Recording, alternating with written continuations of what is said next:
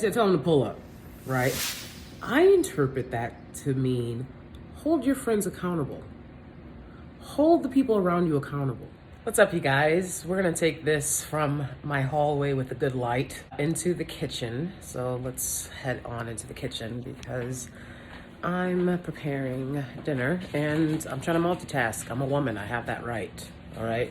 That right has been denied me on some bullshit. I'm reclaiming that right to multitask.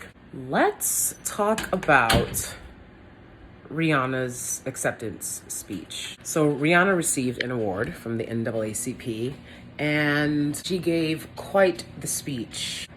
The tapping that you always hear in my videos, of course, is Cersei. Hi, Cersei.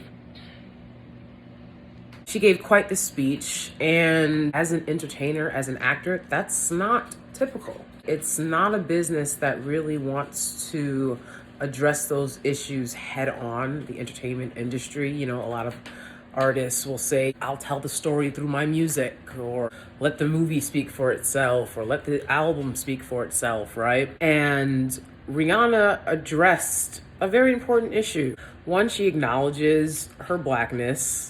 You know, I know SNL had that skit that was like, Beyonce's black? Because Formation was really the first time that we saw an unapologetic blackness in Beyonce. I personally feel that's not, you know, anything negative or any shade. It's just, from a media standpoint, it appeared that Formation was Beyonce's first recognizing of her unapologetic blackness. And that's something that I wouldn't say is like supernatural. I definitely feel I have an unapologetic blackness, but it has not always been there.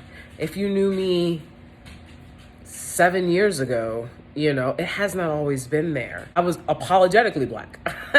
Like a lot of black people. A lot of black people are apologetically black, right? Sorry I'm eating chicken. Sorry I'm eating watermelon. Sorry I don't know what a cul-de-sac is.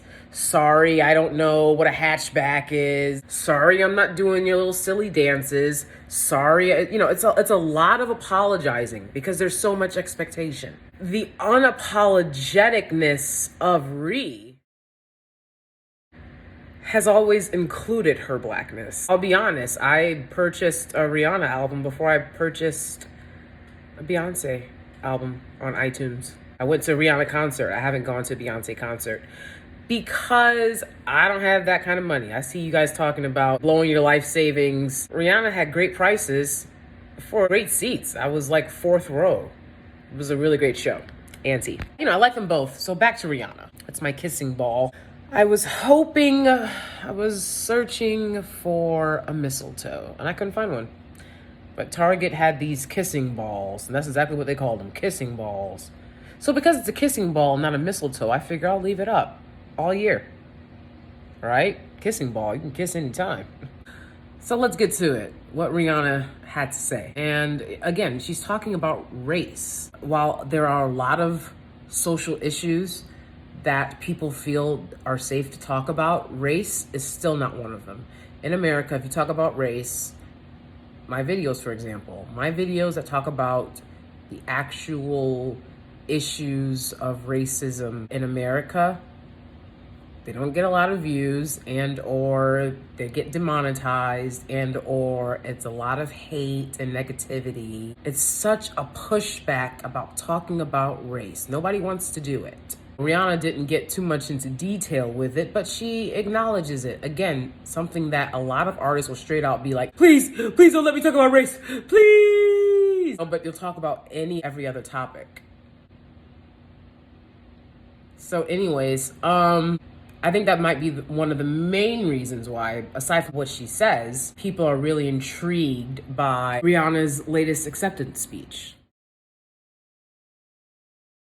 Subscribe. To summarize what she says, a lot of people in here, you have friends, family, relatives, spouses, right, that are of different races. And it's NAACP, so the majority of people in the room are black.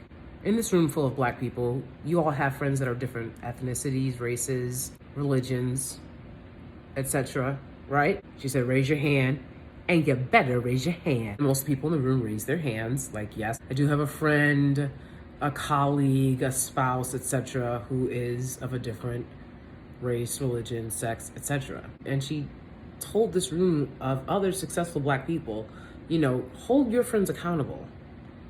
She said, tell them to pull up, right? I interpret that to mean hold your friends accountable. Hold the people around you accountable. And what does that mean? Not letting them get away with microaggressions for their sake and yours. It's enough is enough. Okay? Not letting them get away with microaggressions. We know what those are. Shutting down anyone that is racist or disrespectful. And, acknowledging it's something we were all born into, right? But you can't say, so that's not my problem, that's not my fault, and I'm gonna keep doing it when you know it's wrong. So, you have to do anti-racism work. And this is what we need to encourage our loved ones who are not Black to do, so that we can all make this world a better place, as Rihanna was saying. We're not gonna be able to do it with the hate. I'm going to do anti-racism work all day, and I am going to remain unapologetically Black. At the same time, I respect other people's opinions and other people's walks of life. At the same time, my life speaks for itself, as it always has. One of my subscribers, Hair Wreath, one of my Twitter mutuals, I believe, as they call it, Hair Wreath, what's up, was saying, how do you deal with these things in your relationship? I've mentioned before that was something that we kind of did together.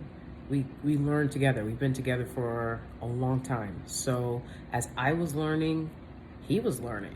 So I can't expect what I don't have. There's a lot of Black people, as you know, that are not aware of this or that don't know their history, that don't know their facts.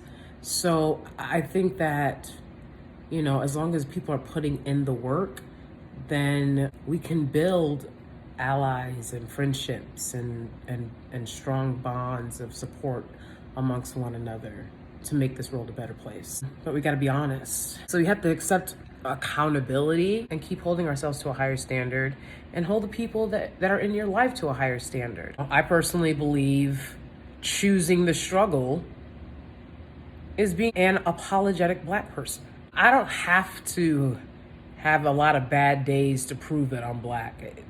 People believe that I'm Black. Like, it is what it is. I don't get treated like I'm anything else. Hold your friends and family and spouses and loved ones and co-workers accountable. I feel like we're able to talk about a lot of issues in society, but talking about race is like this thing. I'm like, well, it's real convenient to make that the thing, isn't it? Because then you don't have to check yourself. I've been to panels on racism and marched with Black Lives Matter in New York City with helicopters and cops everywhere. My husband was right there next to me. That's just facts. There's a lot of Black people I know. They weren't marching with us with Black Lives Matter and helicopters and cops everywhere. I know that if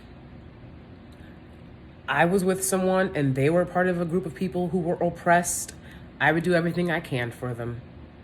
Period. Because I would say, wow, that's not right. Something's got to be done about that. And big ups to Rihanna, as always. Such a superstar, leading the way on everything. I was just thinking about my nails. People often credit Cardi B with the nails, but it was actually Rihanna that inspired me to start doing the awesome designs and just having fun and being unapologetically Black. No matter if you date someone outside of your race, like Rihanna did, holding people accountable, holding yourself accountable, and trying to make this world a better place. Just like Rihanna said, we gotta work together to get it done. So yay, go Rihanna. I'm gonna fry some salmon. I'll see you guys soon.